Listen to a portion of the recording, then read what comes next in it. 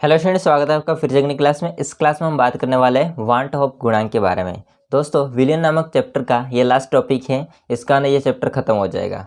तो चलिए अपन स्टार्ट करते हैं, वीडियो को एंड तक देखना। दोस्तों, वान टू होप गुणांक की अगर मैं बात करता हूँ तो वान टू होप गुणांक दोस्तों एक वैज्ञानिक जिसका नाम था वान टू होप उसने दिया है। अब क्यों दिया है?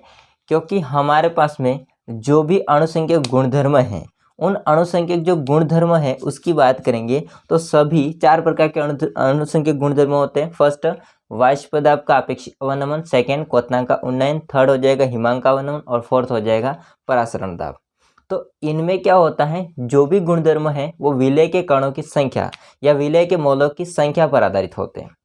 अब विलेय के कणों की संख्या जो होती है वो विलियन में अपन को या तो ज़्यादा देखने को मिलती है या कम देखने को मिलती है। तो वहाँ पर अणुसंख्यक गुणधर्म में क्या आ जाता है, परिवर्तन आ जाता है। तो इस परिवर्तन कितना आता है वो हमको अगर देखना है तो इसके लिए वान टू होप नामक वैज्ञानिक ने वान टू होप गुणांक दिया, एक फैक्टर दिया है, जिस माध्यम से हम कह सकते हैं कि जो भी विलेय है उसको जब विलायक में घोलेंगे तो जो बनने वाला विलियन है उसमें विलेय कणों की संख्या में कितना परिवर्तन हुआ है वो बताता है। ठीक है, आई बात समझ में? जब एग्जाम्पल से देखते हैं, देखो दोस्तों, हम इसमें एग्जाम्पल काम में लेते हैं। जैसे NaCl है, NaCl अभी क्या है, विलेय के फॉर्म में, जिसका आगे कुछ नहीं लिखा है, मतलब 1 मोल है। ठीक है, कितना मोल है? 1 मोल है। संख्या में 1 है NaCl, तो संख्या में 1 मोल है। जब इसको दोस्तों हम लोग पानी में घोलेंगे यानी कि विलायक में घोलेंगे जल में, तो ये विभाजित हो जाएगा Na+ में एंड Cl- में। अब आप देखोगे तो यहाँ पर ये विलेय के रूप में था, तब ये केवल 1 मोल था, हमने लिया था। जैसे हमने विलायक में डाला यानी कि जल में डाला तो ये विभाजित होकर के Na+ और Cl- ये विलियन के अंदर होंगे। दोस्तों, यहाँ पर आप गौर से देखो, Na+ का 1 मोल है, कुछ नहीं लिखा आगे, मतलब 1 मोल है, और Cl- का भी 1 मोल है। तो यहाँ पर 1 मोल है Na+ का एंड 1 मोल है Cl- का, दोनों को मिला के कितना हो जाएगा? 2 मोल। तो दोस्तों, इसमें आप ध्यान से समझो, जो हम सैद्धांतिक रूप से मान जो दे रखा था, सैद्धांतिक रूप से मान कौन सा? ये वाला। जो हमको सैद्धांतिक रूप से मान दे रखा था वो कितना था? 1 मोल। हमने जो प्रेक्षित मान निकाला है वो कितना है, हमको जो प्राप्त हुआ वो कितना है? 2 मोल। तो यहाँ पर क्या हो गया, यहाँ पर 1 मोल होता, इधर भी 1 मोल होता, तो हम ये कह सकते हैं कि अणुसंख्यक गुणधर्म के जो विलियन है इसमें विलेय कणों की संख्या में कोई परिवर्तन नहीं हुआ है। बट यहाँ पर तो परिवर्तन हो गया, पहले 1 मोल था और बाद में 2 मोल हो गया। तो दोस्तों, यहाँ पर Na+ होगा वो जब 2 मोल बना रहा है, तो इसमें हम कह सकते हैं कि इसका क्या हो रहा है? वियोजन हो रहा है। वियोजन का मतलब होता है दोस्तों अलग होना, या फिर हम कह सकते हैं टूटना। ठीक है, तो यहाँ पर क्या हो रहा है? वियोजन।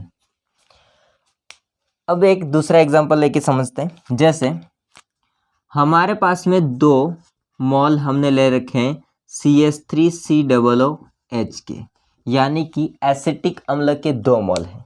कितने मोल हैं? 2 मोल। जैसे दोस्तों इसको हम लोग पानी में घोलेंगे विलायक में, तो ये दोनों आपस में जुड़ जाएंगे, तो ये कुछ इस प्रकार से आ जाएगा, CH3COOH एंड CH3COOH। हाइड्रोजन बंध के माध्यम से दोस्तों ये विलियन के अंदर जैसे जाएंगे तो आपस में जुड़ जाएंगे। ये दोनों अलग अलग हैं, 2 मोल लिए थे हमने और 2 मोल से हमको एक बन गया, एक अणु बन गया।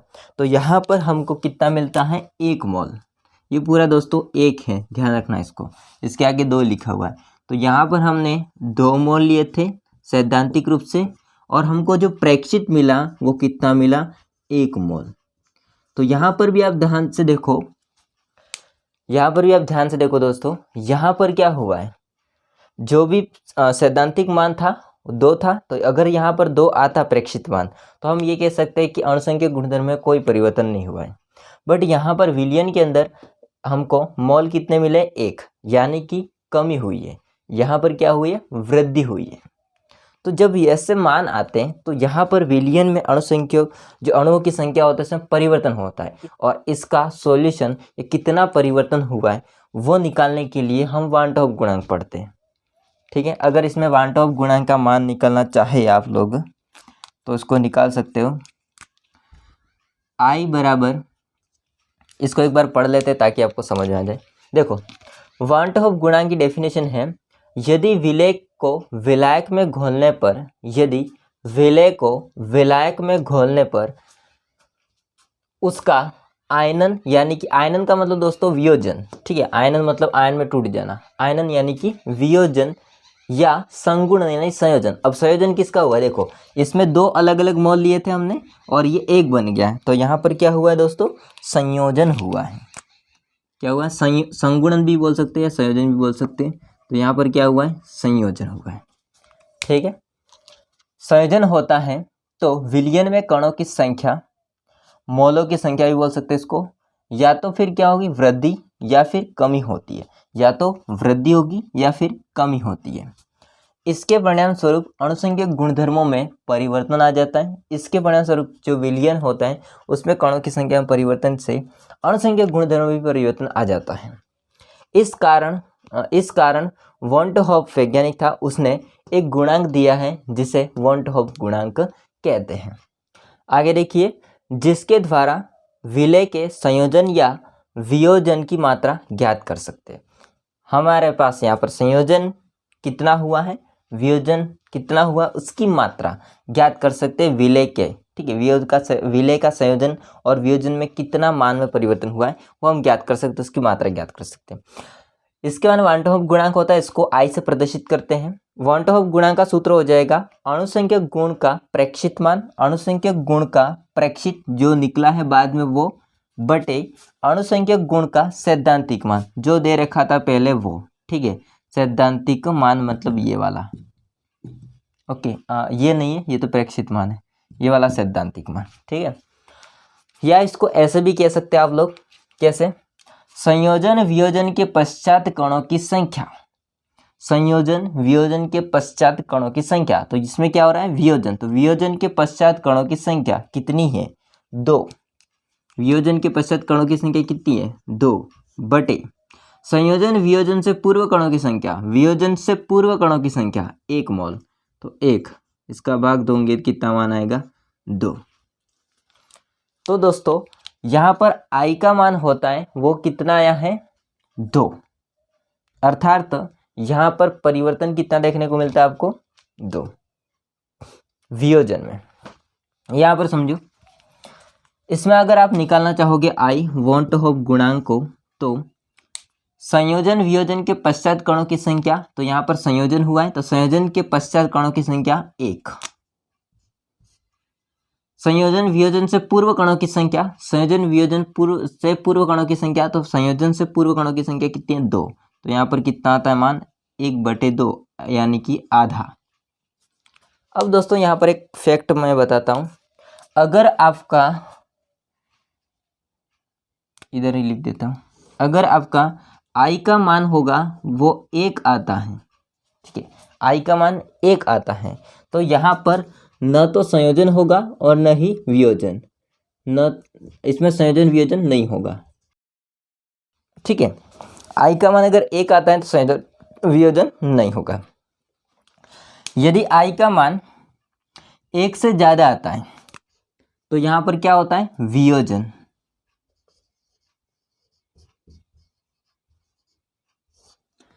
अगर I का मान होगा वो 1 से कम आता है तो क्या होता है? संयोजन। यह आपको एक डेटा मिल जाता है इस प्रकार से, अगर I का मान 1 होता है, 1 का मतलब क्या? 1 का मतलब ये कि पश्चात भी सेम है संख्या और पूर्व भी सेम है, मतलब अगर यहाँ पर 2 मोल है तो आगे भी कितना आ जाता? 2 मोल। अगर आगे भी 2 मोल है तो 2 कितना हो जाएगा? 2/2 कितना आ जाएगा? 1। इसका मतलब न तो संयोजन हुआ है और न ही वियोजन हुआ है। तो आनुषंगिक गुणधर्म में कोई परिवर्तन नहीं होगा। ठीक है, तो ये बात बोल रहे हैं। और अगर एक से मान क्या आता है, ज़्यादा आई का मान, तो क्या होता है वियोजन। अगर एक से मान कम आता आई का, तो क्या हो जाएगा संयोजन। अब हम समझते हैं आगे, जो हम लोगों ने 4 प्रकार के आनुषंगिक गुणधर्म पढ़े थे, 4 प्रकार के हमने आनुषंगिक गुणधर्म पढ़े थे, उनके सूत्र में हमको थोड़ा सा परिवर्तन करना है।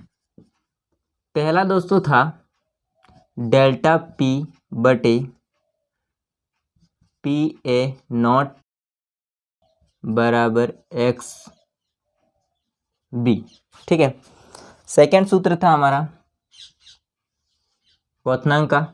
तो क्वथनांक का क्या था, डेल्टा टी बी बराबर के बी एम। ठीक है, आगे सूत्र कौन सा था, डेल्टा टी एफ बराबर के एफ एम। और लास्ट एक सूत्र था हमने निकाला था पाई बराबर सी आर टी। ये 4 सूत्र थे। अब इन 4 सूत्रों में हमको क्या करना है, सभी में आई आई लगा देना है, यानी कि हमको आई का मान पता चलेगा। तो हम कह सकते हैं कि आनुषंगिक गुणधर्म में जो भी विलयन के अंदर जो विलय थे उसमें कितना परिवर्तन हुआ है वो हमको आई बता देगा। ठीक है, तो सभी में क्या करना है, हमको आई आई लगा देना है। तो आई का मान अगर आधा आता तो हम कह सकते थे कि उसमें क्या हुआ है, संयोजन। अगर आई का मान 2 आता है, मतलब 1 से ज़्यादा आता है, तो हम कह सकते हैं उसमें वियोजन हुआ है। और आई का मान अगर बराबर आता है तो फिर 1 आ जाता है और 1 का गुणा सबके साथ हो जाएगा और इसमें कोई परिवर्तन नहीं हुआ है आनुषंगिक गुणधर्म में। ये हमको मिलता है इसके माध्यम से। तो सब में आई आई का गुणा कर देंगे तो विलय के कणों की संख्या में वृद्धि कितनी हुई है, कमी कितनी हुई है या फिर नहीं हुई है, वो हमको पता चलता है। ठीक है, तो ये छोटा सा टॉपिक था, आई होप को सारा समझ में आया होगा। वीडियो अच्छा लगा हो तो लाइक कीजिए, चैनल को सब्सक्राइब नहीं कर देना। मैं नेक्स्ट वीडियो में, तब तक के लिए जय हिंद, वंदे मातरम।